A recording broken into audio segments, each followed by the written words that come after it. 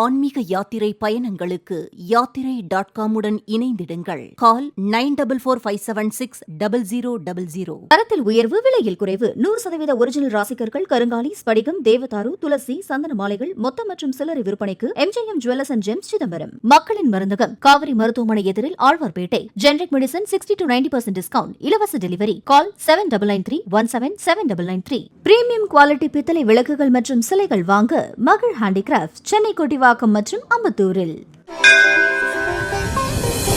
அறிவோம் ஆன்மீகம். கோவை குனியமுத்தூரில் உள்ளது ஸ்ரீ யோக விநாயகர் ஆலயம். இங்கு முழுமுதற் கடவுளான விநாயகர் சபரிமலை ஐயப்பன் போன்று யோக நிலையில் அருள் பாலிக்கிறார். மேலும் இளஞ்சூரியனின் நிறத்தில் யோக நிஷ்டையில் அமர்ந்த கோலத்தில் காலில் கட்டுடன் காட்சியளிக்கிறார். இவரின் வலது முன்கையில் அட்ச மாலையும், பின் கையில் கரும்பும், இடது முன்கையில் யோக தண்டமும், பின் கையில் பாசக்கயிறும் ஏந்தியுள்ளார். தன்னை நாடி வரும் பக்தர்களுக்கு அஷ்ட யோகங்களையும் அருள்வார் என்பது பக்தர்களின் நம்பிக்கையாக உள்ளது. யோக பயிற்சியில் ஆர்வமுள்ளவர்கள் இவரை வணங்கி பலன் பெறலாம் என்றும் கூறப்படுகிறது. மதுரை அழகர் கோவிலில் இருக்கும் நூபுர கங்கை தீர்த்தம் சொர்க்கத்திலிருந்து பூமிக்கு வருவதாக நம்பப்படுகிறது. அழகரின் திருவடியில் பெருகி வரும் புண்ணிய நதியாகவும் நூபுர கங்கை திகழ்கிறது.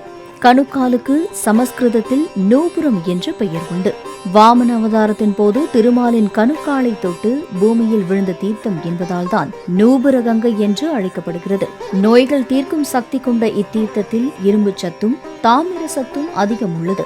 நூபுர கங்கை தீர்த்த கரையில் உள்ள ராக்காயி அம்மனை அமாவாசையில் வழிபடுவது நன்மை அளிக்கும். இத்தீர்த்தத்தில் அமாவாசை என்று நீராடி ராக்காயி அம்மனை வழிபட்டால் முன்னோர் சாபம் நீங்கும் என்று நம்பப்படுகிறது.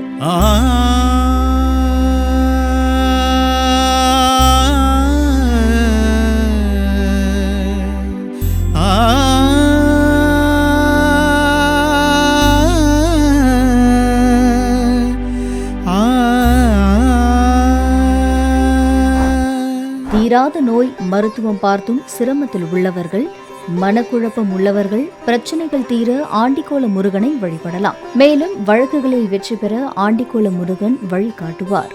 கல்யாண நிகழ்வு, கல்யாண பத்திரிகை வைத்து சாமி கும்பிடுவது, வீடு விற்பது, வாங்குவது, கட்டுவது, கிரக பிரவேசம் செய்வதற்கு வேண்டுதல் ஆகிய இதுபோன்ற நிகழ்வுகளுக்கெல்லாம் ராஜ அலங்கார கோலத்தில் உள்ள முருக பெருமானை தரிசிக்கலாம். பொதுவாக நம்மால் சரி செய்யக்கூடிய விஷயங்களுக்கு ராஜ அலங்கார தரிசனம் உகந்தது. நம்மால் முடியாது, மருத்துவராலும் முடியாது, உதவிட யாராலும் முடியாது போன்ற விஷயங்களுக்கெல்லாம் ஆண்டிக்கோலம் மிக உகந்த தரிசனமாக பார்க்கப்படுகிறது.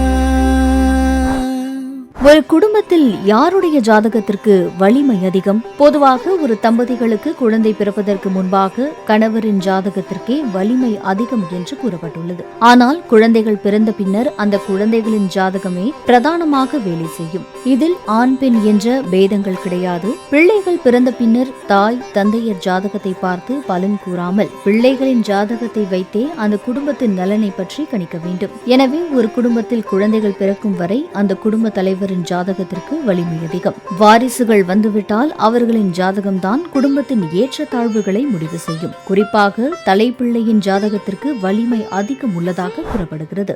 நவராத்திரி உலக வளமைக்காகவும், உணவு கிடைக்கவும், செல்வங்கள் பெருகவும், எல்லா விதமான எதிர்ப்புகள் அகலவும் அம்பிகையை பிரார்த்தனை செய்யும் வழிபாடாகும். ஒவ்வொரு வருடமும் 4 வித நவராத்திரிகள் கொண்டாடப்படுகின்றன. சாரதா நவராத்திரி புரட்டாசி மாத அமாவாசை முதல் 9 நாட்கள் கொண்டாடப்படுவது சாரதா நவராத்திரி. சாரதா என போற்றப்படும் சரஸ்வதி தேவியை நவராத்திரியின் கடைசி 3 நாட்களில் வழிபடுவதால் சாரதா நவராத்திரி என்று அழைக்கப்படுகிறது. வசந்த நவராத்திரி பங்குனி மாத அமாவாசை முதல் 9 நாட்கள் வசந்த காலத்தில் கொண்டாடப்படுவது வசந்த நவராத்திரி. ஆஷாட நவராத்திரி ஆடி மாத அமாவாசை முதல் 9 நாட்கள் கொண்டாடப்படுவது ஆஷாட நவராத்திரி. ஷியாமலா நவராத்திரி தை மாத அமாவாசை முதல் 9 நாட்கள் கொண்டாடப்படுவது ஷியாமலா நவராத்திரி.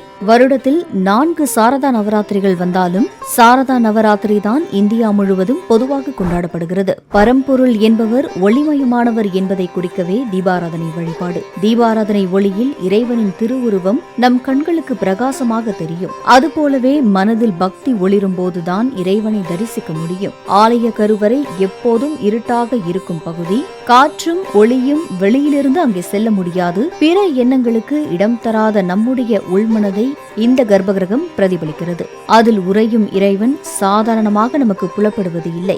நடை திறந்து திரை விலகி மணி ஓசையுடன் தீபாராதனை நடைபெறும் போது இருள் நிறைந்த மூலஸ்தானத்தில் தூய்மையான ஒளிபரப்பில் இறைவனை நாம் காண்கிறோம். அதுபோலவே ஞானம் பிரகாசிக்கும் போது நம் உள்ளத்தில் அறியாமை இருள் மறைந்து உள்ளே ஒளிரும் இறைவனின் தரிசனம் நமக்கு கிட்டும் என்பதையே தீபாராதனை நமக்கு உணர்த்துகிறது.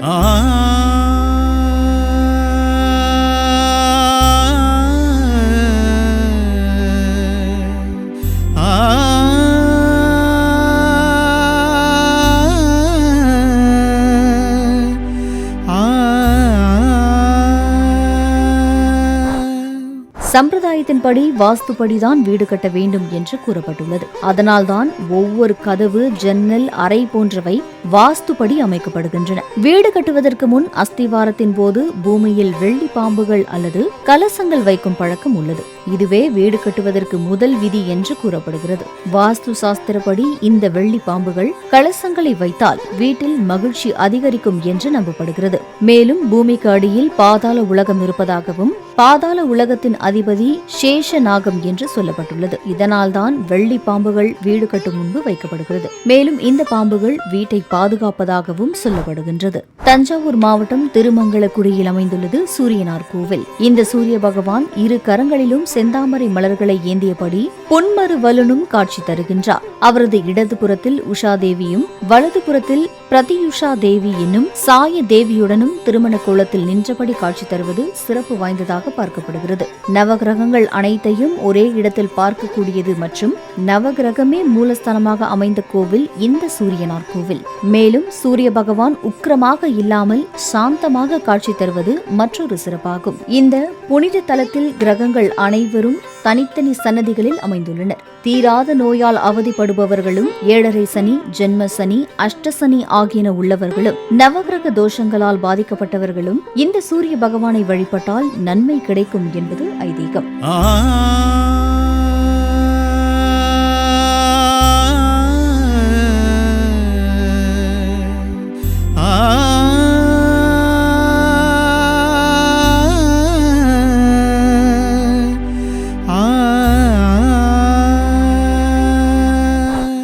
திருச்சி மாவட்டம் திருவள்ளரை புண்டரீக பெருமாள் கோவில் 108 திவ்ய தேசங்களில் 4வது திவ்ய தேசமாகும். இந்த ஆலயத்தின் நேர் பின்புறமாக ஆன்மீக வடிவமான ஸ்வஸ்திக் வடிவில் கிணறு ஒன்று காணப்படுகிறது. இந்த ஸ்வஸ்திக் வடிவ கிணற்றுக்குள் 4 பக்கங்களிலிருந்தும் இறங்கிச் செல்லும் வகையில் படிக்கட்டுகள் அமைக்கப்பட்டுள்ளன. 4 புற வாசல்களிலும் உள்பக்கத்தில் குறுக்காக நிலை கற்கள் வைக்கப்பட்டுள்ளன. இவை 3 படிநிலைகளாக காணப்படுகின்றன. கிழக்கு பக்க வாசலின் முதல் நிலைப்படியில் நரசிம்மர் சிற்பம் அமைந்துள்ளது. 2ஆம் படிநிலையில் யானை வாகனத்தோடு ஐயனாரும் பூரணாம்பிகையும் உள்ளனர். 3ஆம் படிநிலையில் 2 அன்னப்பறவைகள் இடம்பெற்றுள்ளன. தெற்குப்புற வாசலின் முதல் நிலைக்காலில் சப்த மாதர்கள் காட்சி தருகின்றனர். 2ஆம் படிநிலையில் கொன்றவை மற்றும் சிங்கம், மான் மீது 2 துணை தேவியர் உள்ளனர். 3ஆம் படிநிலையில் விநாயகரின் உருவம் உள்ளது. அவருக்கு இரு பக்கமும் அடியவர்கள் உள்ளனர். மேற்கு புற வாசலில் முதல் நிலை காலில் கிருஷ்ண பகவானின் லீலைகள் இடம்பெற்றுள்ளன. 2ஆம் நிலையில் ஸ்ரீதேவி பூதேவி சமேத மகாவிஷ்ணு, 3ஆம் நிலையில் 2 மகர சிற்பங்கள் காட்சிப்படுத்தப்பட்டுள்ளன. வடக்கு வாசலின் முதல் நிலை காலில் சிவபெருமான், பார்வதியும் தேவர்களும் உள்ளனர். 2ஆம் நிலை காலில் தட்சிணாமூர்த்தி, சனகாதி முனிவர்கள் உள்ளனர். 3ஆம் நிலைப்படியில் 2 மகர தோரண அமைப்பு உள்ளது. நடுவில் யானை நடந்து வரும் சிற்பம் இருக்கிறது. இந்த ஸ்வஸ்திக் வடிவ கிணற்றின் மேற்புறத்தின் ஒரு ஓரத்தில் சிவலிங்கம் ஒன்று நந்தியம் பெருமானுடன் அமைந்துள்ளது.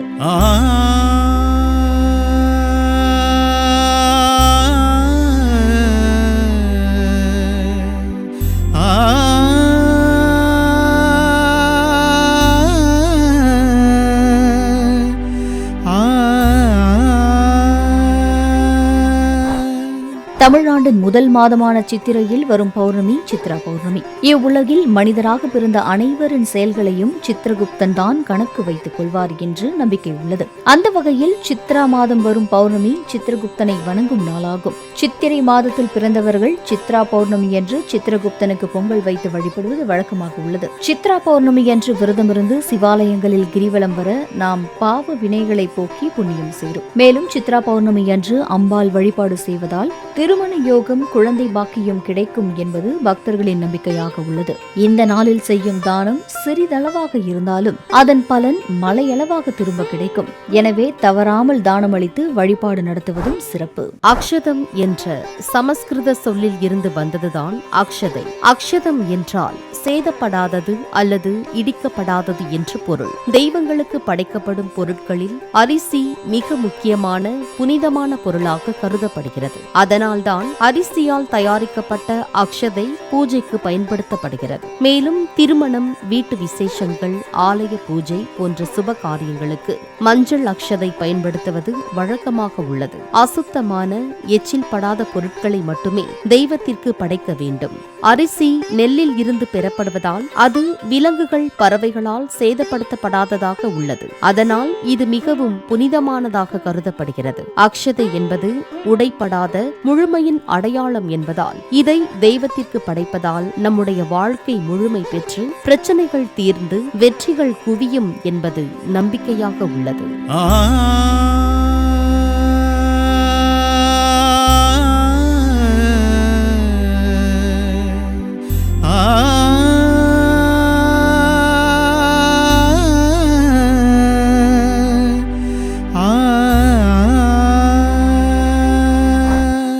பூஜையில் முக்கியமானதாக கருதப்படும் வாழை இலை மங்களம் மற்றும் தூய்மையின் சின்னமாக கருதப்படுகிறது. வாழை இலையில் விஷ்ணு பகவானும் லக்ஷ்மி தேவியும் வசிப்பதாக நம்பப்படுகிறது. மேலும் நவகிரக பூஜையில் 9 வாழை இலைகள் பயன்படுத்தப்படுகின்றன. புனிதமான வாழை இலை திருமணம், இல்லறம், பெயர் சூட்டுதல் போன்ற சுப காரியங்களில் உணவுகள் பரிமாறவும் வாழை இலை பயன்படுத்தப்படுகிறது.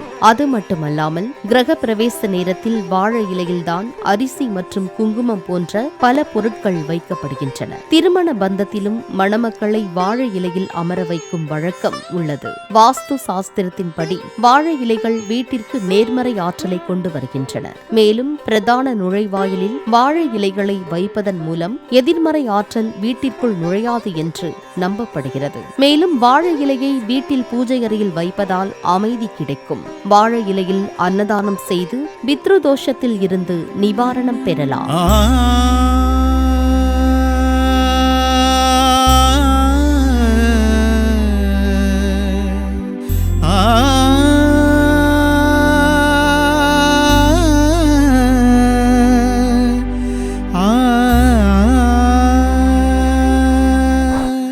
பராசக்தியின் கன்னி வடிவமான சப்த கன்னியர் வழிபாடு என்பது பெரும்பாலான மக்களால் கடைபிடிக்கப்படுகிறது. சண்டமுண்டர்கள் என்ற அரக்கர்களை அழிப்பதற்காக அவதரித்தவர்கள்தான் பிராமி, மகேஸ்வரி, வராகி, வைஷ்ணவி, இந்திராணி, கௌமாரி, சாமுண்டி எனும் சப்த கன்னிகள். இந்த 7 தேவியரும் தீமையை அழிக்கவும் தர்மத்தை நிலைநாட்டவும் வந்தவர்கள் என்று ஞான நூல்கள் போற்றுகின்றன. அம்பிகை சக்தியின் அம்சத்தில் தோன்றிய சப்த கன்னிகளை நாம் வழிபடும் போது நோய் நொடி இல்லாத சிறந்த ஆரோக்கியமான வாழ்வை பெறலாம். சப்த கன்னியரை வழிபாடு செய்து சுமங்கலிகளுக்கு மங்கள பொருட்கள் வழங்கினால் நம் சந்ததி சிறக்கும். மேலும் தாலி பாக்கியம் நிலைக்கும், குலம் தழைக்கும் என்பது பக்தர்களின் நம்பிக்கையாக உள்ளது. தேர் என்பது நடமாடும் கோயில் என்று கூறப்படுகிறது. வயதானவர்கள், நோயாளிகள், மாற்றுத்திறனாளிகள் ஆகியோர் கோயிலுக்கு சென்று இறைவனை தரிசிக்க முடியாதவர்கள் தேர் திருவிழா அன்று இறைவனை காண முடியும். பொதுவாக தெய்வ சக்தியானது கோயிலில் எப்போதுமே வெளிப்படும். ஆனால் தேர் திருவிழாவின் போது ஊர் முழுவதும் வெளிப்படும். இதனால் ஊருக்குள் இருக்கும் தீய சக்திகள் அனைத்தும் விலகிவிடும். தேர் இழுப்பவர்களிடம் பேதங்கள் கிடையாது. எல்லாவற்றிலும் பேதங்கள் பார்க்கும் மனிதர்களை தம் பக்கம் இழுக்க முடியும் என்பதை உணர்த்துவதே தேரோட்டமாக பார்க்கப்படுகிறது. பூர்வ ஜென்ம புண்ணியம் இருந்தால் மட்டுமே தேர் திருவிழாவில் கலந்து கொள்ள முடியும். தேர் திருவிழாவில் கலந்து கொள்வதால் கடவுளின் அருள் பலம் கிடைக்கும், வெற்றி உண்டாகும், நோய்கள் தீரும், பாப வினைகள் தீரும், வழக்கு சம்பந்தமான பிரச்சனைகள் கவலைகள் அகலும், மனக்குழப்பங்கள் நீங்கி நிம்மதி கிடைக்கும், சகல சௌபாக்கியங்களும் கிடைக்கும்.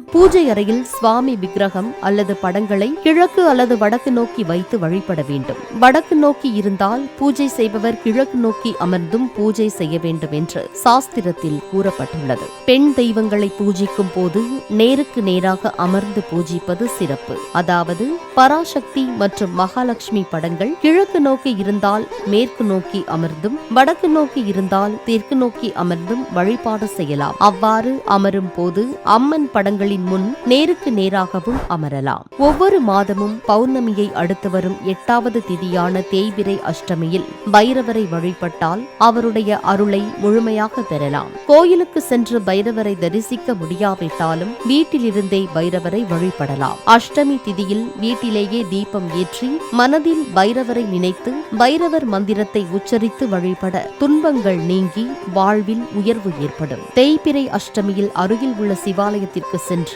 பைரவருக்கு செவ்வரளி மாலை சாற்றி வேண்டினால் தடைகள் தகர்க்கப்பட்டு வாழ்வில் நிம்மதி கிடைக்கும். பைரவருக்கு மிளகு கலந்த சாதம் மற்றும் தயிர் சாதம் நைவேத்தியம் செய்வது மிகவும் சிறப்பானது. பைரவருக்கு வடைமாலை சாற்றி வேண்டிக் கொண்டால் வழக்கு முதலான சிக்கல்களில் இருந்தும் பிரச்சனைகளில் இருந்தும் தீர்வு கிடைக்கும். ஸ்ரீ பைரவரை வணங்குவதால் வறுமை மற்றும் பகைவர்களின் தொல்லை நீங்கும். மேலும் வியாபார முன்னேற்றம், தன லாபம் மற்றும் அஷ்ட ஐஸ்வர்யங்களும் கிடைக்கும். பைரவருக்கும் வடைமாலை சாற்றி வழிபடுவது கூடுதல் பலன்களை தரும்.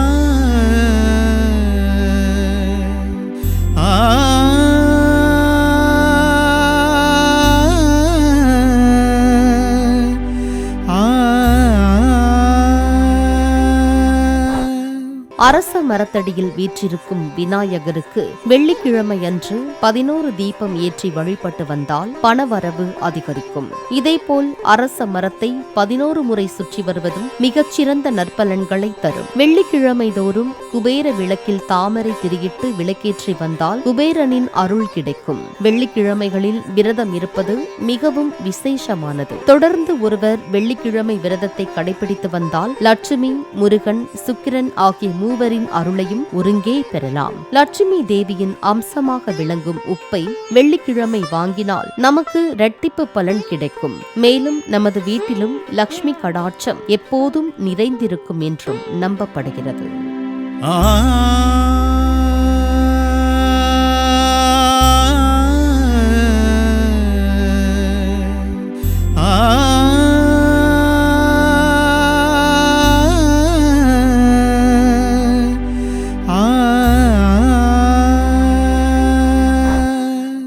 எண்ணங்கள், தீய சக்திகள் ஆகியவற்றை உடலில் இருந்து அகற்றும் சக்தி மணியோசைக்கு உண்டு.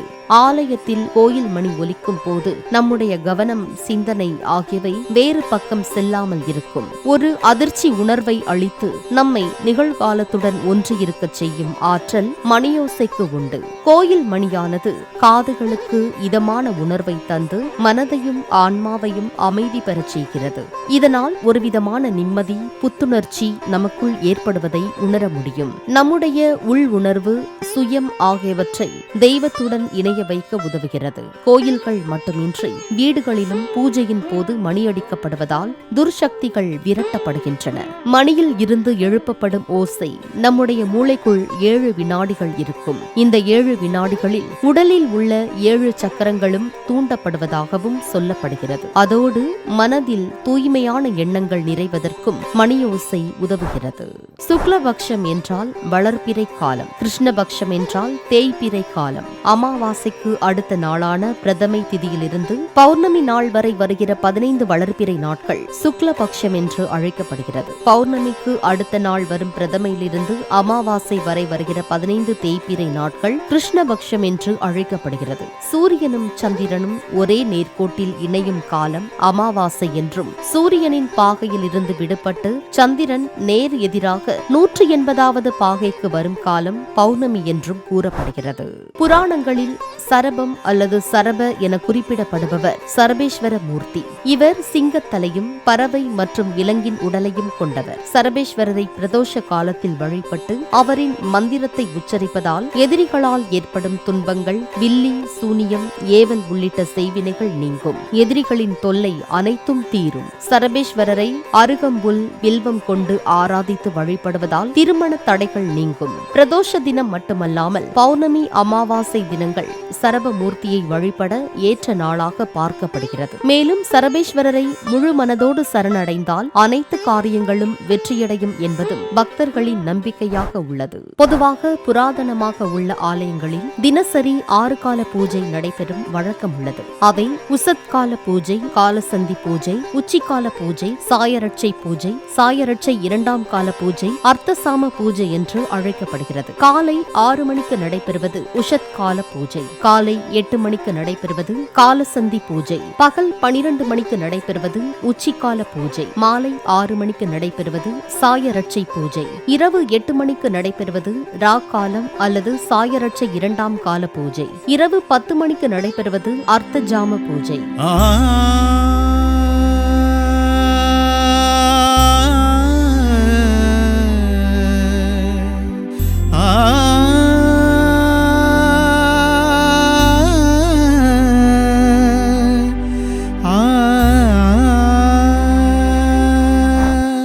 ராம ராவண யுத்தத்தின் ஒரு பகுதியாக இலங்கைக்கு தீ வைத்தார் ஹனுமன். ஹனுமனை நெருப்பு சுடாத போதும் அதன் வெம்மை தாக்கியது. மேலும் ராமன் மற்றும் லட்சுமணன் ஆகியோரை தன் தோள்களில் அமரச் செய்து போர் செய்த போது பல அஸ்திரங்கள், கொடிய ஆயுதங்களால் எதிரிகள் தாக்கினர். அதனால் ஹனுமனின் உடல் முழுவதும் காயங்கள் ஏற்பட்டன. யுத்தம் முடிந்து சீதா தேவியை பணிந்து தொழுத போது ஹனுமனின் உடலெங்கும் இருந்த காயங்களை பார்த்ததும் வேதனையை புரிந்து கொண்டார் அன்னை சீதா தேவி. உடனே தாய் உள்ளத்தோடு வெண்ணெயை கொண்டு வரச் செய்து அதனை மாருதியின் உடல் முழுவதும் பூசச் செய்தார். அதனால் அவரின் உடல் காயங்கள், தீயின் வெம்மையால் ஏற்பட்ட பாதிப்பு குறைந்தது. அன்னையின் செயலால் மனம் மகிழ்ந்த ஹனுமன் தனக்கு வெண்ணெய் சாற்றுபவர்களின் நோயை ராமபிரானின் அருளால் முழுமையாக குணப்படுத்துவேன் என கூறினார். இதனால்தான் தற்போதும் ஹனுமனுக்கு வெண்ணெய் சாற்றும் வழக்கம் பின்பற்றப்பட்டு வருகின்றது. மார்கழி மாதம் ஒரு தெய்வீகமான மாதமாகும். மார்கழி மாதத்தில் வைகுண்ட ஏகாதசி, ஆருத்ரா தரிசனம் என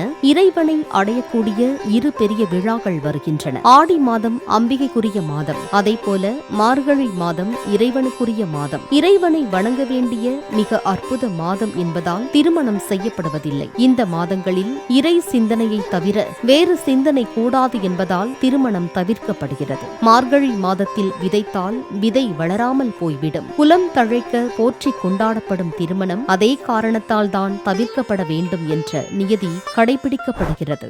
தத்தாத்ரேயர் திரிமூர்த்தியாக, அதாவது பிரம்மா, விஷ்ணு, சிவன் என 3 முதல் தெய்வங்களின் சொரூபமாக திகழ்பவர். கருட புராணம், பிரம்ம புராணம் மற்றும் சத்வத சம்ஹிதா உள்ளிட்ட நூல்களில் இவர் திருமாலின் அவதாரமாக போற்றப்படுகிறார். அத்ரி முனிவருக்கு மகனாக பிறப்பேன் என வாக்களித்த சிவபெருமான் அவருக்கு தத்தாத்ரேயராக தோன்றினார் எனவும் கூறப்படுகிறது. பிரம்மா, விஷ்ணு, சிவனின் மூவரின் அம்சமாக 3 தலைகளுடன் 6 கைகளுடன் அருள்கிறார். பிரம்மாவின் குறியீடாக ஜபமாலை, விஷ்ணுவின் குறியீடாக சங்கு மற்றும் சக்கரம், சிவனின் குறியீடாக திரிசூலம் மற்றும் டமருகம் ஆகியவை 6 கைகளில் வைத்து பக்தர்களுக்கு அருள் பாலிக்கிறார். இந்தியா மற்றும் நேபாளத்தின் பல பகுதிகளில் இவரை மக்கள் வணங்கி வருகின்றனர்.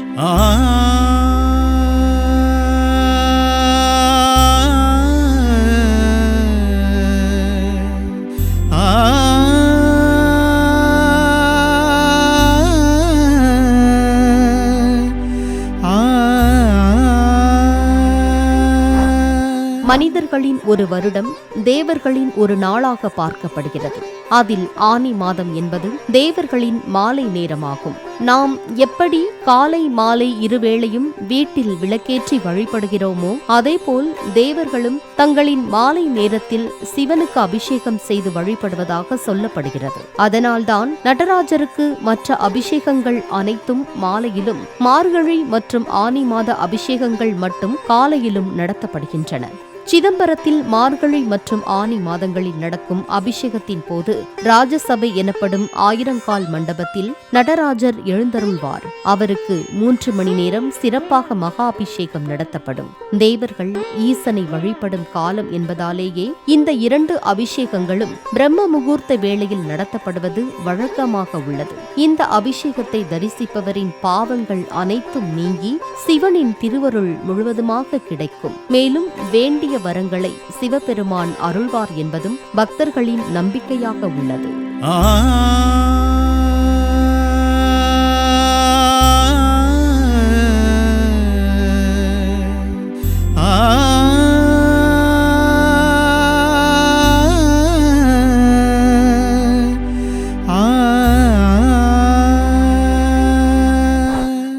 ஒவ்வொரு ஆலயத்திலும் கோபுர வாசலுக்கும் கொடிமரத்திற்கும் இடையில் ஒரு சிறு மேடை போன்ற அமைப்பு பலிபீடம். கோயிலில் ஒவ்வொரு தெய்வத்தையும் வணங்குவதற்கு ஒவ்வொரு விதி இருப்பதைப் போல பலிபீடத்தை வணங்குவதிலும் சில விதிமுறைகள் உண்டு. ஒவ்வொரு நாளும் கோயிலில் நித்திய பூஜை செய்து கடவுளுக்கு நைவேத்தியம் அர்ப்பணிக்கப்படும். அப்படி செய்த பின்னர் கொடிமரத்திற்கு அருகில் இருக்கும் இந்த பலிபீடத்தில் சிறிது நெய்வேத்தியம் வைக்கப்படும். அதனை அனைத்து தெய்வங்களும் வந்து சாப்பிட்டு செல்வதாக ஐதீகம். சாஸ்திரப்படி தினமும் பூஜிக்கப்படும் பலிபீடத்தை நம் கோயிலுக்கு சென்றால் தொட்டு வணங்குவதோ அதை உரசிச் செல்வதோ கூடாது. பலி கொடுக்கும் இடமாகவும் பார்க்கப்படுவதால் சற்று தள்ளி நின்றே வணங்க வேண்டும். ஆகம விதி பலிபீடத்தை நாம் உரசிச் சென்றால் கூட ஒரு முறை குளிக்க வேண்டும் என்று கூறப்படுகிறது.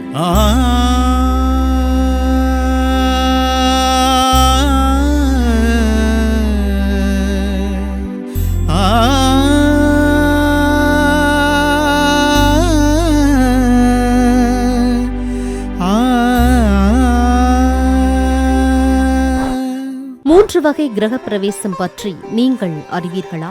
கிரகம் என்றால் வீடு, பிரவேசம் என்பது நுழைதல் என்று பொருள். புது வீட்டில் குடியேறுதல், புதுமனையின் திறப்பு விழாவே புதுமனை புகுவிழாவாக பின்பற்றப்படுகிறது.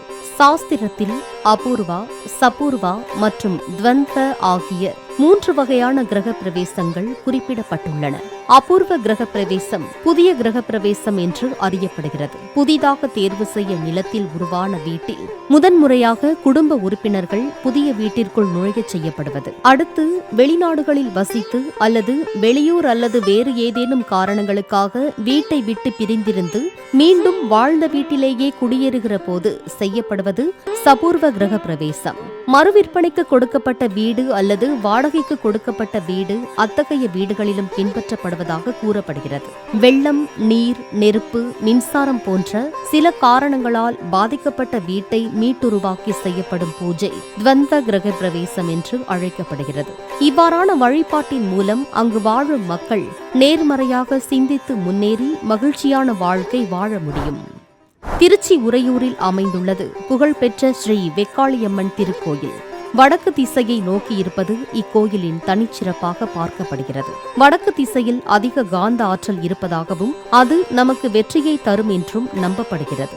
இங்கு அருள் பாலிக்கும் வெக்காளியம்மன் தனி சன்னதியில் மேற்கூரையின்றி வானம் பார்த்தபடியே அமைய பெற்றுள்ளார். பல முயற்சிகளுக்கு பிறகும் தெய்வீக காரணங்களால் அவர்களால் கருவறைக்கு மேல் கூரை அமைக்க முடியவில்லை என்பது வியப்பாகவே உள்ளது. மேலும் வெக்காளியம்மன் உறையூர் மக்களின் காவல் தெய்வமாக போற்றப்படுகிறார். பக்தர்கள் தங்கள் விருப்பங்களை நிறைவேற்ற மஞ்சள் தாளில் எழுதி அதை திரிசூலத்தில் கட்டி வழிபடுகிறார்கள்.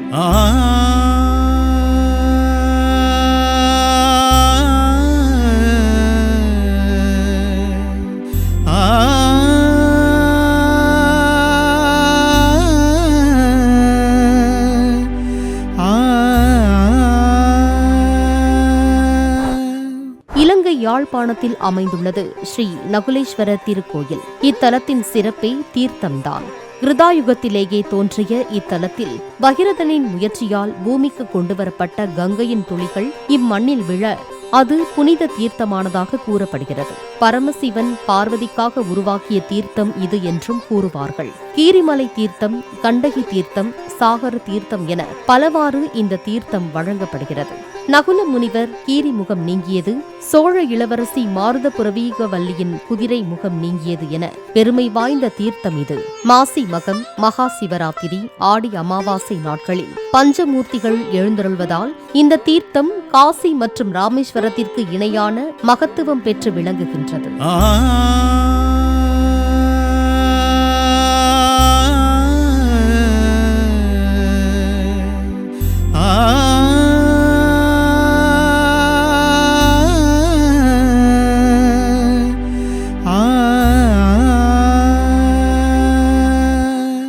அதிர்ஷ்டம் தரும் செண்பகப்பூ. செண்பக பூச்செடியினை வீட்டில் வைத்து வளர்த்தால் அதிர்ஷ்டத்தை தரும் என்பது நம்பிக்கையாக உள்ளது. அதிர்ஷ்டம் இருந்தால்தான் அந்த செடி நமது வீட்டில் செழிப்பாக வளரும் என்றும் கூறப்படுகிறது.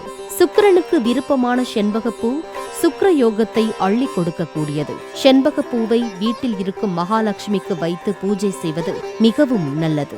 தினம்தோறும் செண்பகப்பூவை மகாலட்சுமிக்கு சூட்டுவதால் வீட்டில் வறுமை நிரந்தரமாக நீங்கிவிடும். வெள்ளிக்கிழமை காலை 6 மணியிலிருந்து 7 மணிக்குள் செண்பகப்பூவை பூஜை அறையில் வைத்து நெய் தீபம் ஏற்றி வழிபாடு செய்தால் வீட்டில் செல்வ வளம் அதிகரிக்கும் என்பது நம்பிக்கையாக உள்ளது. அறிவோம் ஆன்மீகம். பிரீமியம் குவாலிட்டி பித்தளை விளக்குகள் மற்றும் சிலைகள் வாங்க மகள் ஹேண்டிகிராஃப்ட்ஸ், சென்னை கொட்டிவாக்கம் மற்றும் அம்பத்தூரில். மக்கள் டயக்னோஸ்டிக் சென்டர், காவிரி மருத்துவமனை எதிரில். 100% accuracy and same day report, flat 30% discount, free home collection. Call 9585177993. தங்க தரத்தில் உலக சாதனை. பொற்கொள்ளர் மாமணி விருது பெற்ற MGM silvers and gems Chidambaram. Original ராசிக்கற்கள், கருங்காலி, ஸ்படிகம், தேவதாரு, துளசி, சந்தன மாலைகள் மொத்த மற்றும் சில்லறை விற்பனைக்கு தொடர்பு கொள்ளவும். உங்களின் ஆன்மீக யாத்திரை பயணங்களுக்கு யாத்திரை.com உடன் இணைந்திடுங்கள். கால் 9445760000.